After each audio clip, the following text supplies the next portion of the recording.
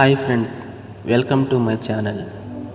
జీవితం మనకి ఏ ఒక్కటి నేర్పదు. మనకు ఎదురయ్యే మనుషుల ద్వారానే మనమే అన్నీ నేర్చుకోవాలి. అందరూ మన ముందు నటించే వాళ్ళే. అవసరానికి వేడుకుంటారు, అవసరానికి వాడుకుంటారు, అవసరం తీరాక మనతో ఒక ఆట ఆడుకుంటారు.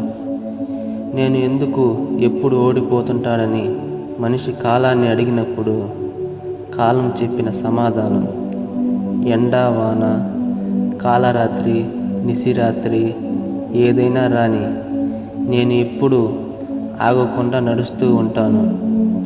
అందుకే నేను ఎప్పుడు ఓడిపోను. నువ్వు నాతో నడిచి చూడు, తప్పకుండా గెలుస్తావు. జీవితంలో తట్టుకోలేని కష్టం వచ్చిందని పైకి పోతావు. ఎంత కష్టమైనా సరే పద చూసుకుందాం అని ముందుకు సాగిపోతావో అంతా నీ చేతుల్లోనే ఉంది. బాగా గుర్తుపెట్టుకోండి, మన స్థాయిని బట్టి మన మాటలు ఉండకూడదు. మనం మాట్లాడే మాటలకే ఒక స్థాయి ఉండాలి. నువ్వు విన్న వాటిని అంత త్వరగా నమ్మకు. ఎందుకంటే నిజానికంటే అబద్ధానికే వేగం ఎక్కువ. 1000 గోవులు ఒకే చోట ఉన్న దూడ తన తల్లిని వెతుక్కుంటూ ఎలాగైతే వెళ్ళగలదో, మంచి చెడు, పుణ్యం పాపం, మనం చేసే కర్మ ఫలాలు కూడా మనల్ని వెతుక్కుంటూ వస్తాయి.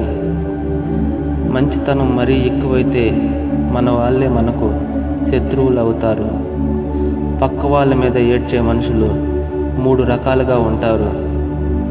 వాళ్ళకి అవకాశాలు రాక, కొందరు వచ్చిన అవకాశాన్ని సరిగ్గా సద్వినియోగం చేసుకోలేక, ఇంకొందరు అన్నీ ఉన్న ఎదుటి వాళ్ళ మీద ఏడ్చేవాళ్ళు ఇంకొందరు. మన జీవితం కురుక్షేత్రమే అయినా మనకి మంచి చెప్పడానికి ఇక్కడ శ్రీకృష్ణుడు లేడు. మనలో పాండవులు అసలే లేరు.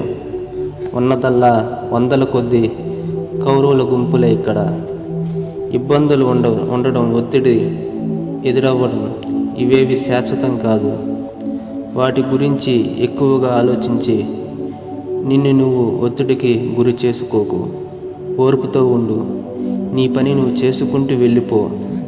ఎటువంటి క్లిష్ట పరిస్థితి అయినా కొంతకాలానికి మారిపోక తప్పదు. శ్రీకృష్ణుడు తన జీవితం అంతా ఒక్క క్షణం ప్రశాంతంగా గడిపింది లేదు.